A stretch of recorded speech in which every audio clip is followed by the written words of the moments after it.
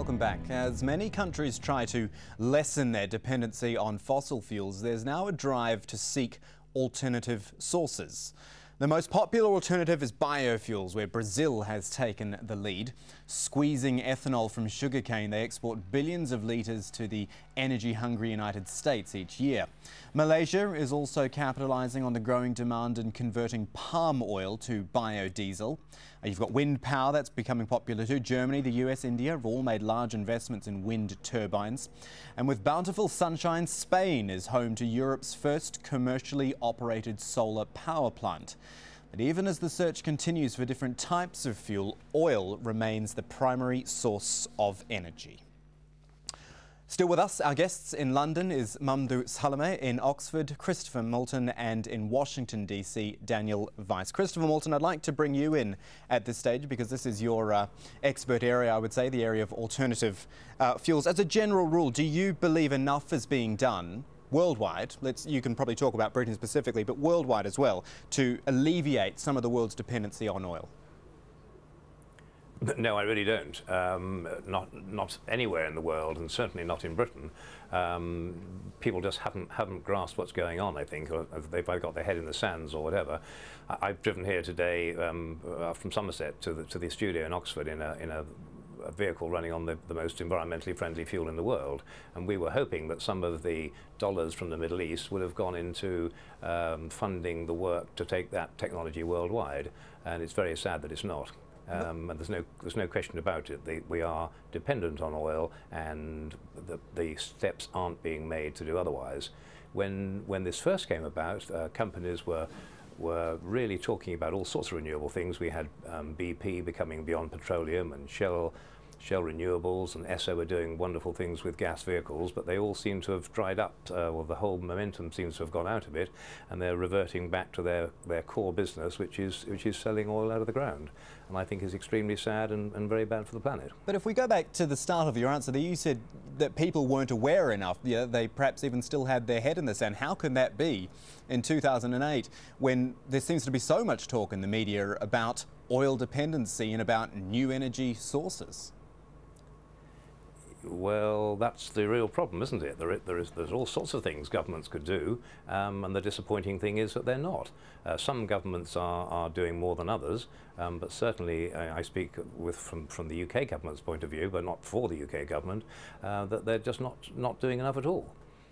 Right, I want to get a US perspective on this now. Let's go back to Daniel Weiss in Washington, D.C. Now, as I remember it, President Bush wants 20% of energy consumption in the United States to come from renewable sources. Now, that sounds like a very admirable goal. Is it feasible, do you think?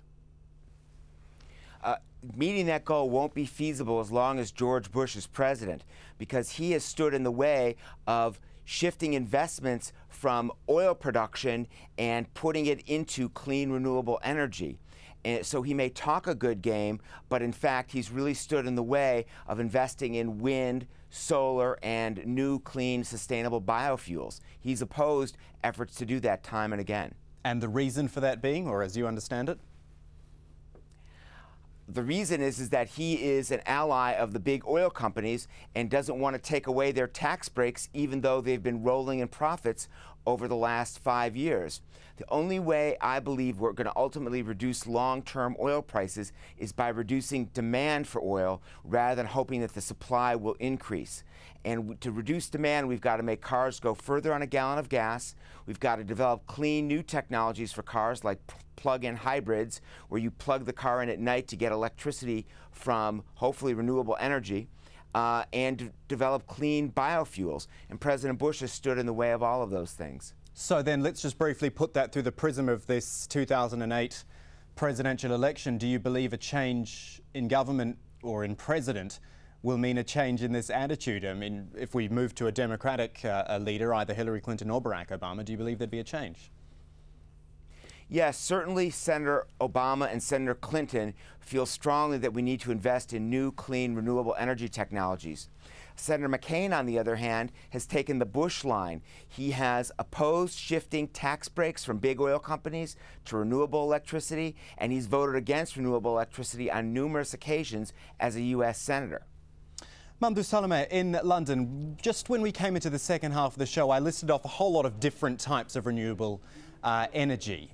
In the part of the world where I am, in the Middle East, obviously it's very oil dependent at the moment. Tell me a bit about diversification in this part of the world, because without simplifying too much, it's very hot here, there's a lot of sun. It would seem that solar energy would be a logical conclusion to come to in this part of the world. That's very true. Diversification, especially in the Gulf area, is of great importance. And we have a lot of sun, so we should allocate a certain percentage of the oil revenue into research, into improving solar energy, and this can be used for driving the desalination plants in Saudi Arabia and the Gulf, which means we can save a lot of oil and natural gas used in desalination plants currently and add it to the global supplies, and that could have some impact on the oil price. But diversification is important also for other reasons, because you cannot be dependent on one commodity. Like the whole OPEC producers in the Gulf depend on oil. 80 to 90% of their revenue is from oil. And we know that in the early 80s, when the price of oil reached $10 a barrel, they had fiscal and budget problems, serious problems, and we don't want this to happen again. Christopher Walton in Oxford, I don't know if solar power would be quite the right thing to be looking at in England. In your opinion, what do you think is perhaps the most underexploited form of renewable energy? I think you have to realise that every single bit of energy we have comes from solar power. That's what it's all about. The oil and gas and coal in the ground came from solar power, from things being grown under the sun. So solar power is the key. If you think about what the sun does, it grows food for everybody. But if you then look at what happens to that food, less than half of all the food grown anywhere in the world is eaten.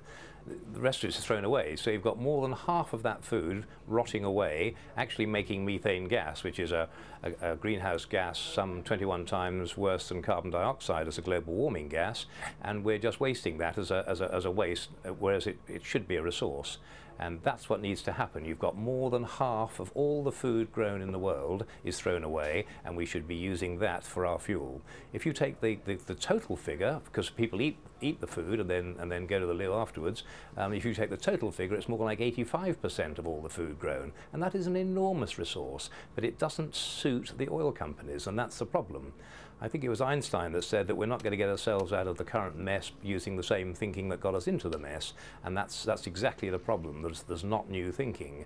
And I can only speak for the UK, and what I know happens here, UK government policy, and I'm sorry to say this, is driven by well-funded pressure groups with vested interests, such as the oil companies, always has been. So why should companies which have trillions of dollars tied up in liquid fuels think about using methane gas from rotting foods?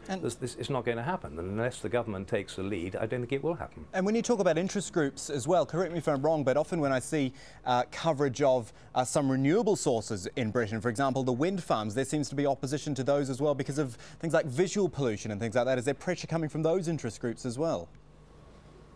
I think there probably is, yes. Well, we don't get involved with that, I'm afraid. I'm a specialist in what we say is the world's most environmentally friendly fuel, which is methane from rotting vegetation and rotting meat and things. That doesn't affect anybody in terms of visual impact. You can make a plant and there's no visual impact whatsoever. There's no smell, no noise, it's totally underground, and you've got your fuel. And that's, in fact, what I've driven here today.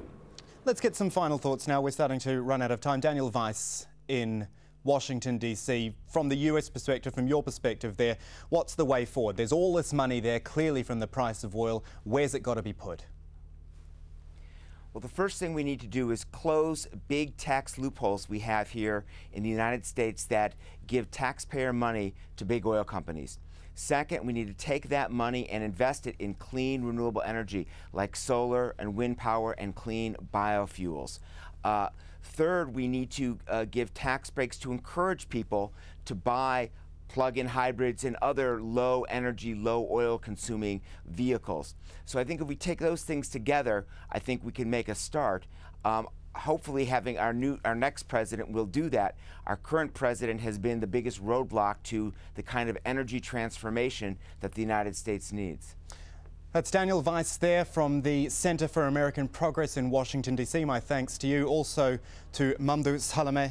He's a consultant for the World Bank and an oil expert in London, and also Christopher Walton, the chairman of Organic Power, who has joined us from Oxford in England. Gentlemen, thank you very much for your time and for joining us on this edition of Inside Story. Thank you.